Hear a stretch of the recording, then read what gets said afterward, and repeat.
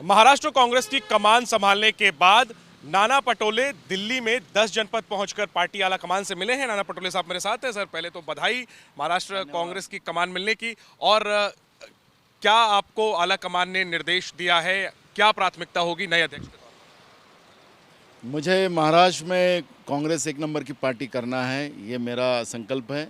और वो संकल्प पूरा करने के लिए मेरे शीर्ष नेता सोनिया जी गांधी और राहुल गांधी जी को मैं उनका आशीर्वाद लेने में यहाँ आया था और उनसे मिलकर अब मैं महाराष्ट्र में और पहले किसान का जो आंदोलन शुरू है उसको जाके उनकी बात सुनूंगा, किसान को सैल्यूट करूंगा और जो हमारे किसान शहीद हुए उनको भी सैल्यूट करूंगा और महाराष्ट्र में किसानों को इस आंदोलन से जोड़ूंगा। ठीक है, जो मुलाकात हुई आपकी, तो क्या मंत्र मिला है, क्या आदेश मिला है, निर्देश मिला है पार्टी हाईकमांड की? महाराष्ट्र में सभी जो दल घटक जो होते हैं, सभी समाज होते हैं, उनको कांग्रेस विचारधारा से जोड़ने का काम मुझे करना है और मैं उसमें पूरी तरह खरा उतरूंगा। और वही आदेश मुझे दिया है कि कांग्रेस विचारधारा आम आदमी तक पहुंचाकर, क्योंकि आज देश को लोकतंत्र अगर आबादित रख सकता है तो कांग्रेस ही रख सकती है।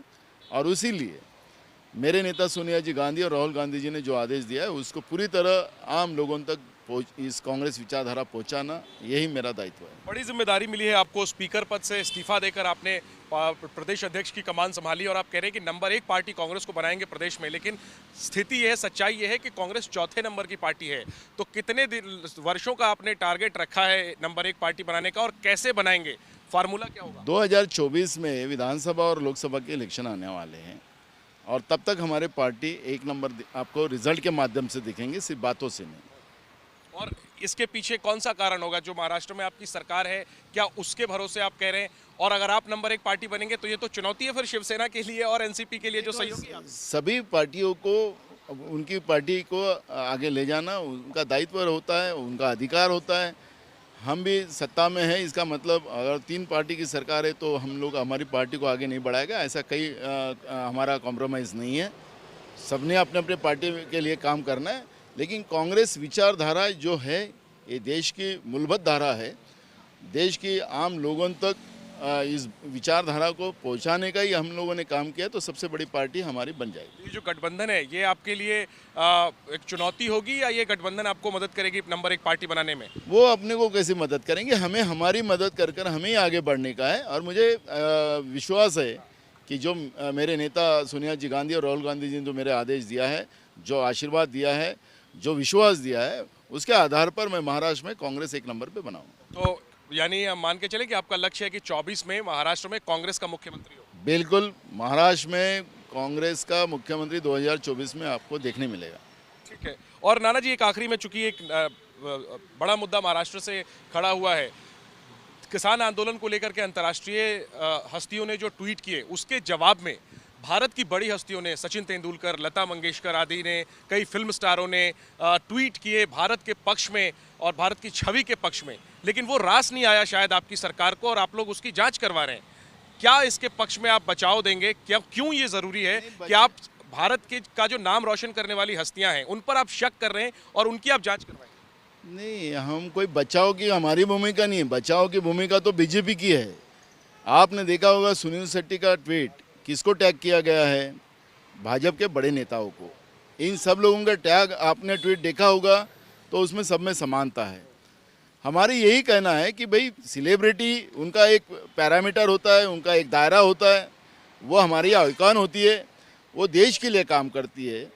और ऐसी सेलिब्रिटी की जो जवाबदारी जो बनती है वो देश के हित में बनना चाहिए। जो कुछ वो ट्वीट के माध्यम से जो हम समझ रहे, सब लोग समझ रहे, देश की जनता समझ रही है कि उसमें बीजेपी की जो प्रतिमा, नरेंद्र मोदी की जो प्रतिमा लोगों में अब ख़त्म होना शुरू हो गई है, उस प्रतिमा को बचाने के लिए बीजेपी ये काम कर रही है और इसलिए बीजेपी की वहाँ पे बू आ रही है। और इसलिए हमने कांग्रेस के माध्यम से राज्य के गृह मंत्री को कंप्लेंट की कि इसकी एक जांच हो, ये ट्वीट किसने किया, किसके माध्यम से आए और इसलिए ये सुनील शेट्टी का जो ट्वीट है वो कैसे टैग किया गया है, ये पूरी जांच हो जाएगी तो दूध और पानी का पानी हो जाएगा। तो बीजेपी को ये तकलीफ क्यों होना चाहिए? चलिए ठीक है, अगर उन्होंने प्रधानमंत्री मोदी के लिए ही किया तो इसमें अपराध क्या है? अगर कोई बीजेपी के लिए या मोदी के बचाव में ही उतरता है तो इसमें क्राइम क्या है?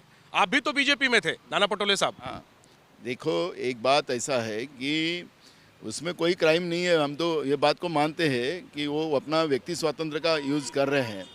मैं ये जो बात कर रहा हूँ कि जो समानता है, सभी ट्वीट की जो समानता है, और सुनील शेट्टी का जो ट्वीट है आप उसको भी चेक कर लीजिएगा। आप वो वहाँ आप चेक कर लीजिए वो किसको टैग किया गया है, उसकी समानता का कारण क्या है।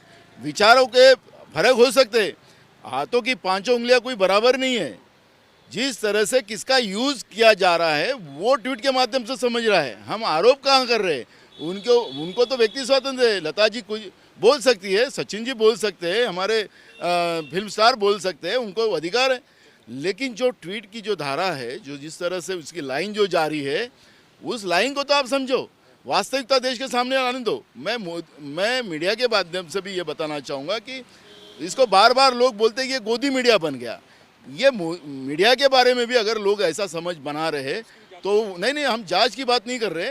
ये हमारे लोकतंत्र के लिए घातक है, क्योंकि हमारा चौथा स्तंभ उतना ही स्ट्रांग रहना चाहिए। जो वास्तविकता है वो लोगों के सामने रखी जाए तो मुझे लगता है कि हमारा लोकतंत्र को कोई कमज़ोर नहीं कर सकता। आखिरी में, महाराष्ट्र में गठबंधन की सरकार है, 1 साल तो बीता है, कुछ खटपट भी आई, आपका भी इस्तीफा हुआ, उस पर शिवसेना ने कहा कि अब फिर से चुनाव करवाना पड़ेगा। किस तरीके से आगे सरकार का कार्यकाल आपका रहने वाला है, और स्पीकर का जो पद है उस पर आपकी जगह, उसकी शोभा कौन बढ़ाने वाला है? ऐसा है, स्पीकर के पोस्ट का वोटिंग होता है और महाराष्ट्र की परंपरा रही है कि वो पोस्ट हमेशा निर्विरोध चुनाई गई है। कांग्रेस से ही होगा? है, इस बार कांग्रेस से ही होगा और हमें विश्वास है कि निर्विरोध अध्यक्ष बना जाएगा स्पीकर का। और सरकार में कोई अस्थिरता नहीं है, जो दिखाई जा रही है वो गलत है।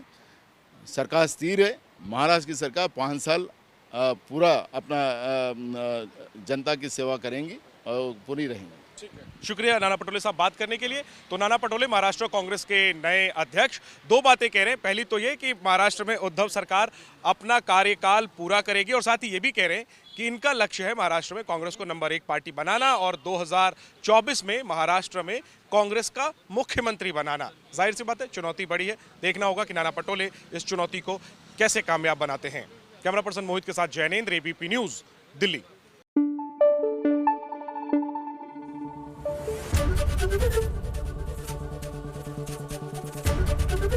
एबीपी न्यूज आपको रखे आगे।